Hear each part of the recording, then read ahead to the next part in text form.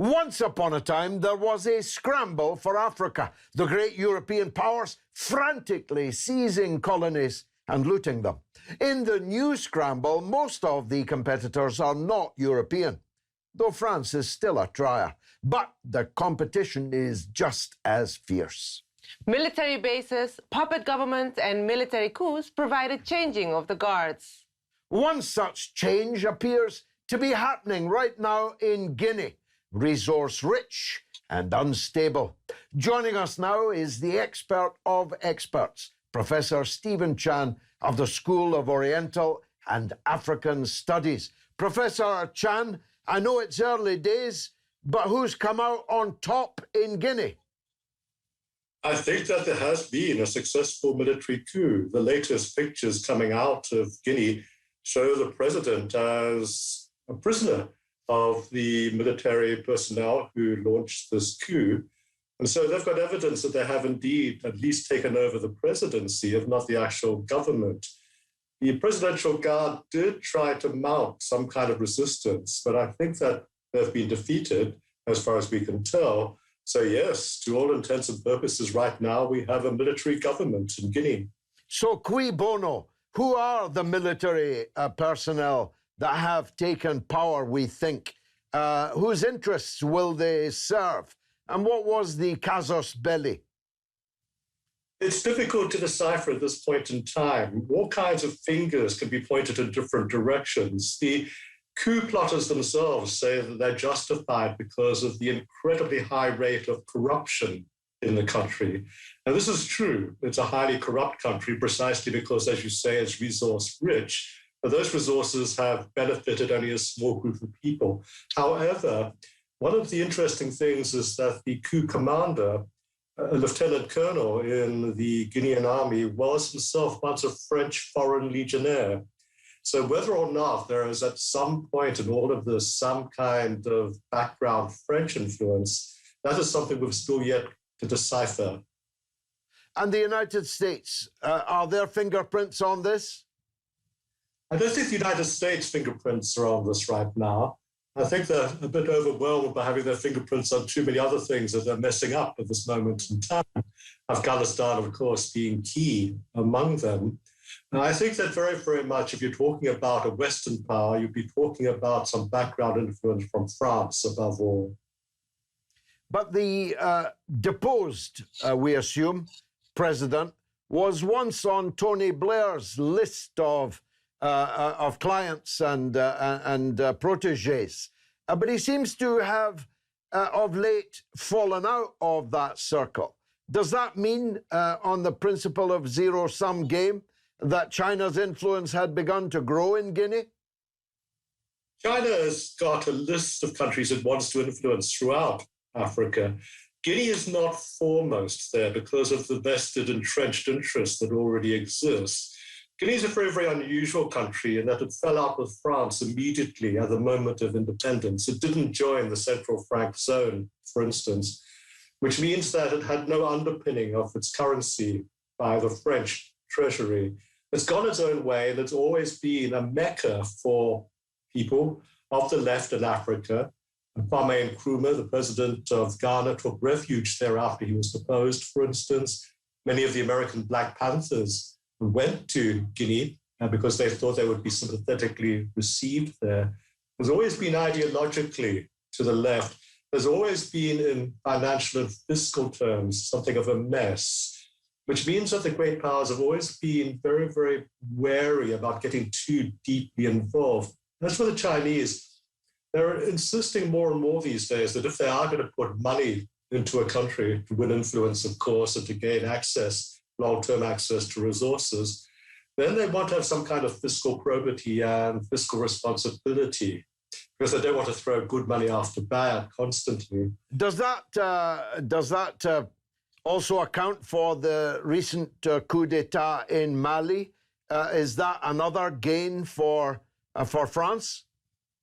No, that one's more volatile. The French have been involved, of course, in Mali. They rescued the government on a previous occasion after an almost successful Islamic insurgency, which cut the Malian army to pieces. Say what you like about the belief systems of these people, but militarily they were superb. So the French sent in soldiers to rescue the day there. They've been largely withdrawn now. And what you do have are regional peacekeeping and peacemaking forces. And what you've got in terms of Mali is precisely because of an unstable government, a government that's not able to command support from all sectors of its population, a government still open to all kinds of difficulty with Islamic forces inside and just outside the country.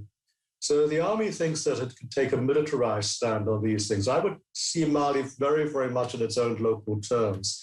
The French don't really want to have too much to do with it again, because although they rescued Mali from the Islamic insurgents last time around, they got a lot of bad press for behaving once again like a swaggering colonial and neo-colonial power. Right, now stepping out of the Francophone African part, South Africa, they had a very tumultuous summer. It seems to not have really stopped, has it? There has been lots of clashes between the different sectors in the suburbs of Phoenix, I believe. Yes, Phoenix is a disaster zone, and it's a disaster zone that basically revisit some of the terrible divisions of the apartheid days when people who were not white were pitted against one another, the Asian population against the black population, the colored population, etc. So what you see in Phoenix seems to be a revisiting of those terrible divisions, compounded now by two other things, and that is actually a growth in poverty. And the other thing is really the ineffectual nature of the ANC government in terms of providing security and providing prosperity. So what you have are the people of Phoenix taking up arms as vigilante groups to safeguard what they think is rightfully theirs. But in the process of safeguarding their livelihoods on a vigilante basis, have been killing people essentially on a racial basis. Well, the events in the last few days would seem to indicate a really serious flare-up of Asian on black, black on Asian violence in the Rainbow Nation. That doesn't augur well, does it? I mean, the Asian population is much wealthier than the black African population. They were brought there by colonialism, precisely as a comprador for the white minority rule. I mean, in the worst case, this could become genocidal. I don't think it's going to become anything like that, and it does differ considerably from one part of South Africa to another. In Durban, for instance, there's a very great deal of interaction between the different ethnic groups, including the black people and the Asian people. And don't forget, many Asian people were very, very brave in opposing apartheid. People went to prison with Mandela, for instance, who were of Asian descent. And people like Maka Maharaj, for instance, is a legend in ANC circles for the wonderful, brave work that he did against apartheid.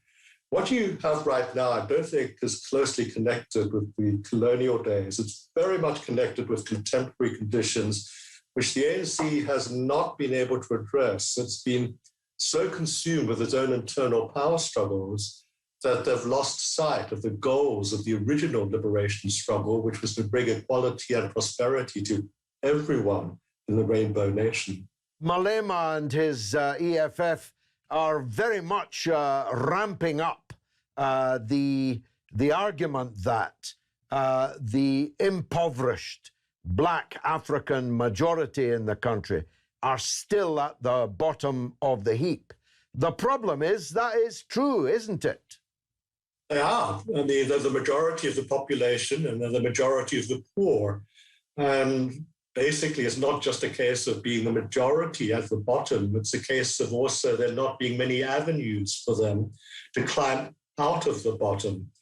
And so what you have by way of business startup schemes, what you have by way of technical education, technological education entering into the electronic age, for instance, for modern business practice, none of those things are really put forward by the ANC government. There's been a huge dearth of imagination in terms of how to uplift people. And this is uplifting people across the board.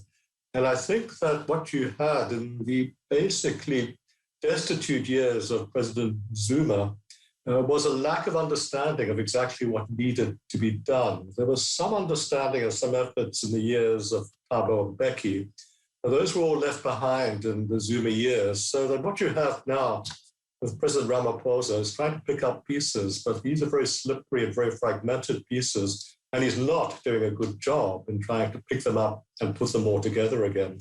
Now, the proximate reason for the summer events was the jailing of the former president, Jacob Zuma. What's happened with that case, Professor? The case is onward going. He was put into jail for perjury because he refused to come to the trial that was being set up for him. He's now just been released on compassionate grounds to serve, as it were, a sentence underneath a form of house arrest. But this is going to be a very, very liberal form of house arrest. You'll be able to move quite freely into the suburb, for instance. It's basically custody in the community, is the phrase that they're using. This would diffuse the situation to a certain extent, but his followers were certainly orchestrated to go on a rampage after his arrest and his imprisonment. And they certainly caused an awful lot of damage in South Africa, not just in economic terms, but in terms of the security situation. What was exposed was just how out of date South African security was in terms of the way that they handled policing, the way they handled public order. They basically borrowed tactics straight out of the apartheid playbook. In other words, the kinds of tactics that the apartheid regime would use to suppress dissent against the government, the white government in those old days, exactly those tactics were used now to try to quell the uprising that was brought about by the imprisonment of Jacob Zuma, which meant that there was no hearts and mind outreach, which meant that there was no social engagement. There was no, as it were, effort to negotiate. Now, having said that, these people who went on the rioting rampage were very, very closely involved with and inspired by people who were very close to Zuma, who wanted very much to create a national emergency. Now, there wasn't a national emergency, but there was certainly a very great deal of national unrest and unease as a result of this happening. And it basically demonstrated to the wider world just how fragile the so-called South African miracle is. It's not a miracle anymore. It's lucky to be regarded as having even been momentarily successful. And as I say, President Ramaphosa has not been very successful in picking up the pieces. Professor Chan, thanks for joining us on board the Sputnik.